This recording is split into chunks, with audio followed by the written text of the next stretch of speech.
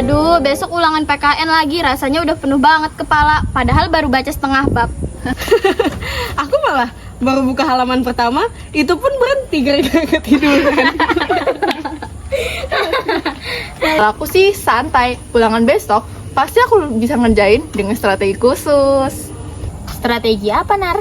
Tidur cukup, makan enak, terus belajar seadanya. Simple kan?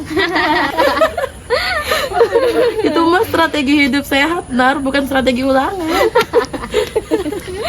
Menurutku belajar sendirian itu cepet bosen, lebih enak kalau sama-sama. Jadi bisa saling jelasin gitu. Setuju. Kalau belajar bareng kan ada yang bisa ditanyain. Kalau aku belajar sendiri, yang ada coret-coret buku. Betul, aku juga malah suka ke distract sama HP. Kalau gitu, nanti sore kita belajar bareng aja yuk. Tapi mau di rumah siapa? Di rumahku aja. Tapi jangan kaget kalau belajarnya harus ditemani kucingku yang suka nimbrung. Mantap. Jadi kalau ulangan besok kita bisa sambil inget muka kucing, Nar. Ini sakit banget.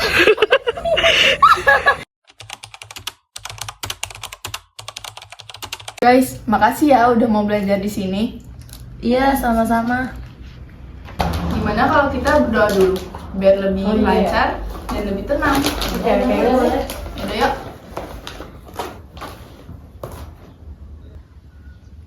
Lah, itu keripiknya ikut kamu doain juga.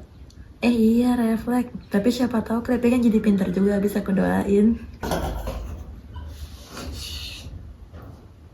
Amin.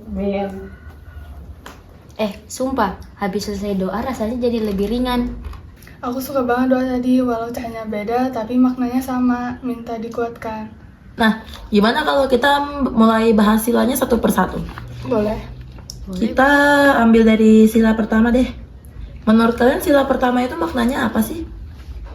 Kalau aku sih maknanya kita harus percaya sama Tuhan masing-masing dan jangan saling mengganggu. Itu sih yang paling kelihatan di kehidupan sehari-hari. Iya, kalau aku nggak percaya sama Tuhan, sama aja kalau ulangan aku ngandelin contekan. Makanya doa dulu sebelum ulangan, itu juga bagian dari sila pertama kan? Nar, ada-ada aja. Tapi iya sih, doa itu salah satu cara menghormati Tuhan kan? Kalau aku sih mikir sila pertama itu ngajarin kita supaya tetap rukun meski beda keyakinan, tapi juga bisa diterapin di kehidupan sehari-hari. Benar, dengan menghormati orang lain yang berbeda, kita bisa menciptakan suasana yang rukun. Intinya jangan cuma percaya sama Tuhan, tapi juga menghormati perbedaan yang lain.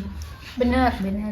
Fix kalau cuma hafal doang tapi nggak dipraktikin sama aja kayak aku hafal lirik lagu Korea tapi nggak tahu artinya.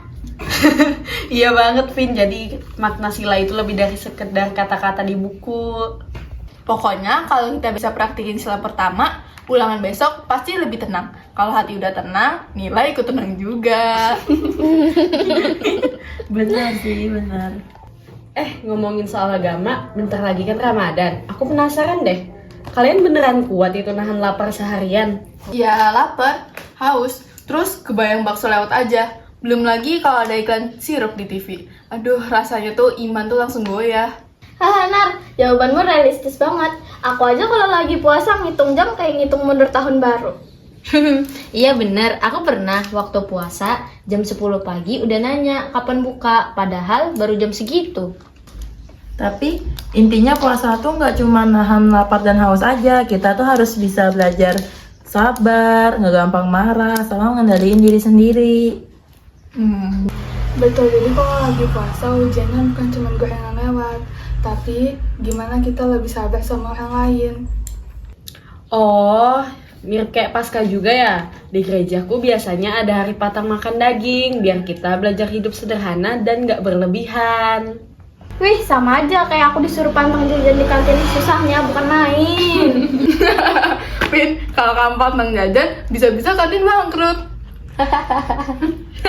Tapi bener loh, kalau dipikir-pikir, Paskah sama Ramadan itu ada kesamaannya. Dua-duanya ngajarin kita cara menahan diri dan mendekatkan diri kepada Tuhan. Iya, di Paskah juga ada kegiatan berbagi. Jadi kayak kita ngumpulin makanan terus dibagi ke orang yang membutuhkan. Jadi bukan soal ibadah aja, tapi juga peduli sama sesama.